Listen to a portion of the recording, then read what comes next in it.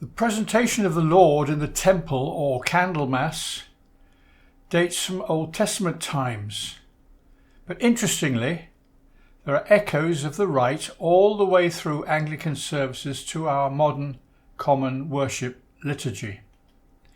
It's celebrated by the Church on the 2nd of February each year. 40 days after his birth, Mary and Joseph brought Jesus to the temple for the rites of purification and dedication, as prescribed in the book of Leviticus, chapter 12. It was usual to make an offering of a sacrifice, a lamb and a pigeon or turtle dove, or, for a poor couple who could not afford a lamb, 2 pigeons or 2 turtle doves.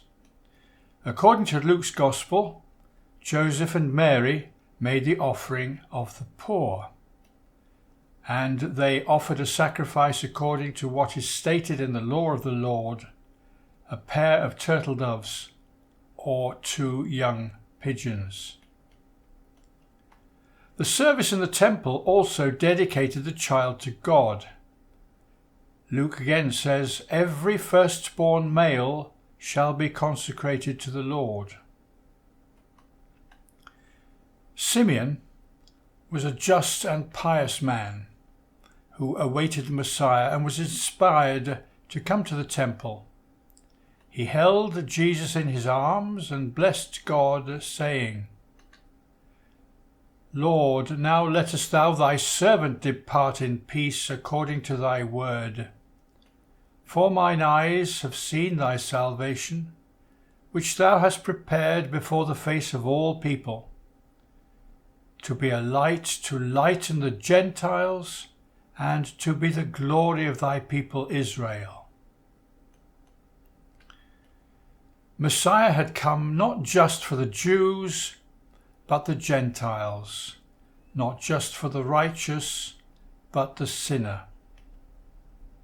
He then blessed the Holy Family and said to Mary, "This child is destined to be the downfall and rise of many in Israel, a sign that will be opposed, and you yourself shall be pierced with a sword, so that the thoughts of many hearts may be laid bare."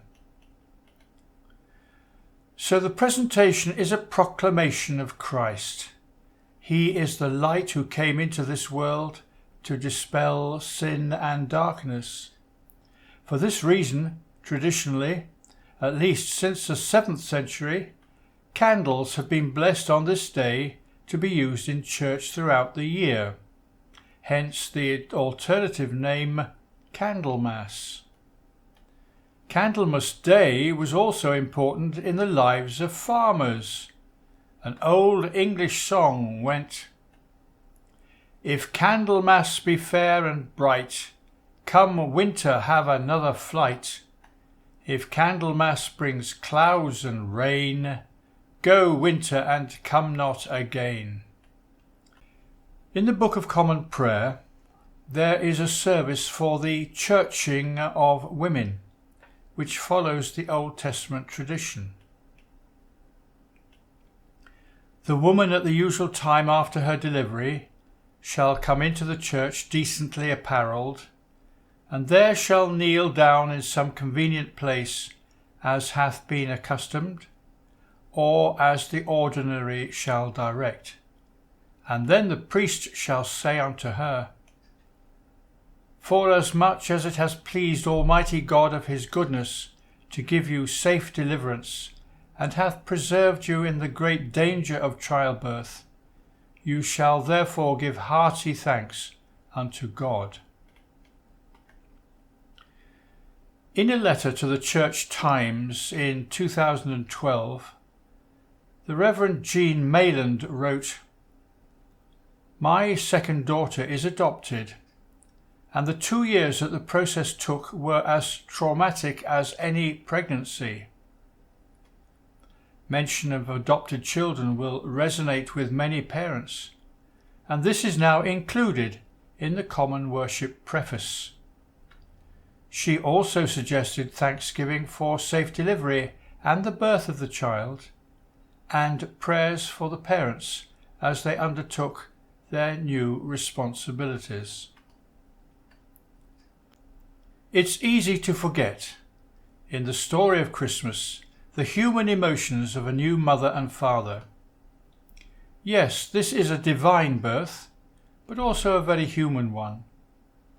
Mary wanting the best for her child, as all mothers do, and Joseph, quiet, protective, and perhaps a little shell-shocked, as many fathers are.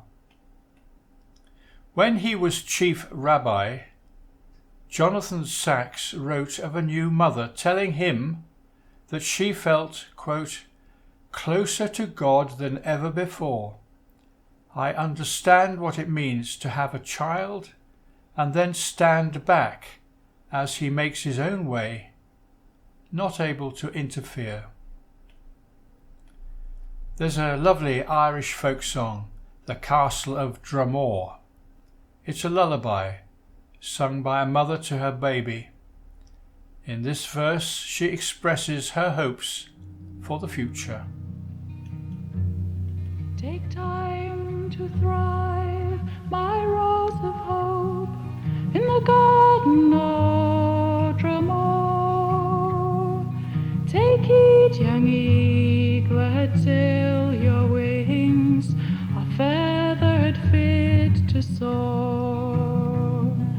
A little rest, and then the world is full of things to do. Sing hush-a-bye-loo, la-loo-lo-lang, hush-a-bye-loo-lo-lang. Sing hush-a-bye-loo, la-loo-lo-lang, hush-a-bye-loo-lo-lang.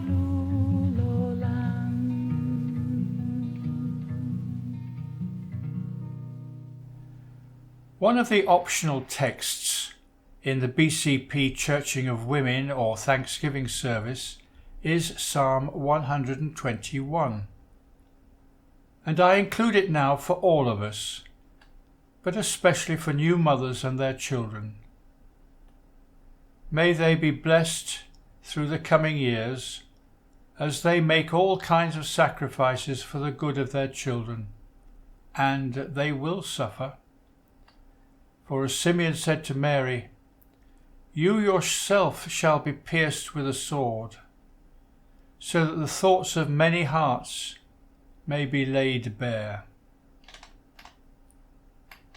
I will lift up mine eyes unto the hills. From whence cometh my help?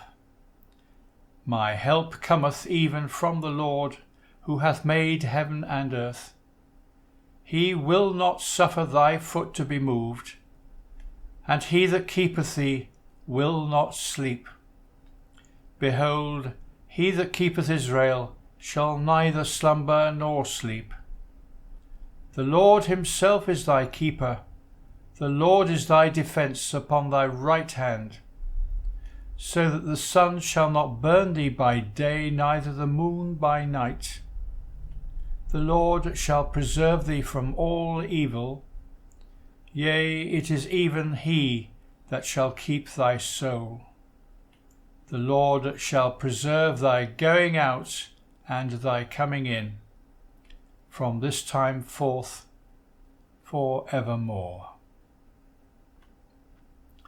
And finally, as a benediction, the choir of St. John's Church, Knaresborough, sings "When to the Temple Mary Went," a 16th century German motet by Johannes Eccard.